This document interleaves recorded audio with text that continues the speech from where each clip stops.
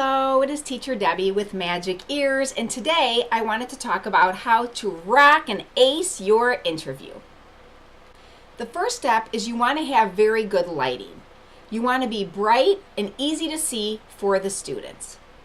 You will see that a lot of teachers nowadays are suggesting daylight light bulbs. I actually tried them and it actually washed me out. So what I found is a combination of daylight light bulbs plus ones that aren't as bright. So what I would suggest doing are using the light bulbs that you have now, maybe getting a couple of the daylights and kind of mixing and matching and seeing what people, maybe your friends, might think. Just screenshot them and then put them online on your Facebook page and ask your friends what they suggest is the best lighting. Of course, remember what you practiced, which light bulbs that you used. You also want to make sure that the lights are facing you, that you're not getting any shadows. So right now I use a lamp that has 5 light bulbs that are facing me. Other people use desk lamps. I also have the overhead light of my room that's on as well. So just kind of play with it and see what works best for you. Along with lighting, you want to make sure that you have a really good headset. I'm actually not wearing mine now, but I usually always wear my headset. This is a very basic Logitech headset. It does not have a mute button. We can mute ourselves on the Magic Ears platform, so that makes it very easy, as well as we can turn off the teacher's camera when we first enter the classroom. You want to make sure that it's not picking up background noise, that there's not an echo when you're using the microphone. So test it out on Skype with a friend if you can at first. But you always want to make sure you've got good lighting and you want to have a good headset and of course a good computer that's going to be able to keep up with the necessary requirements that Magic Ear needs. The second thing you want to make sure is that you have props.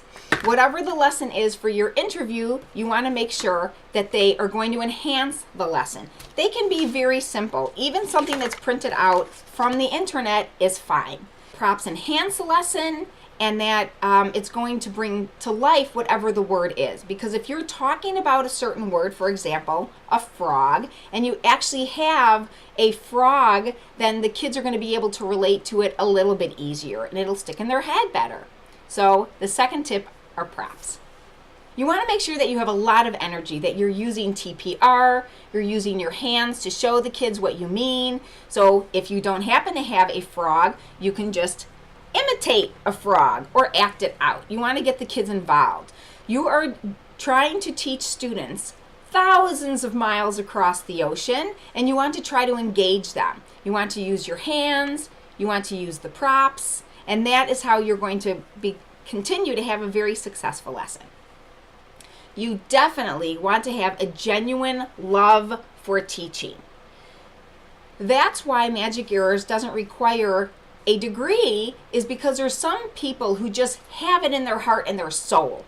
They know how to teach kids. They know how to relate to the children. They have this pure energy and pure excitement about teaching. And that's what you want to come across when you're doing your interview, because that's what they're looking for.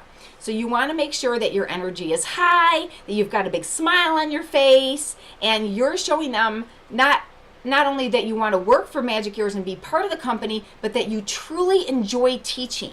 You also want to make sure that you have a very positive, bright background. You don't have to put the ABCs. You don't have to have a rainbow behind you. Just keep it very simple.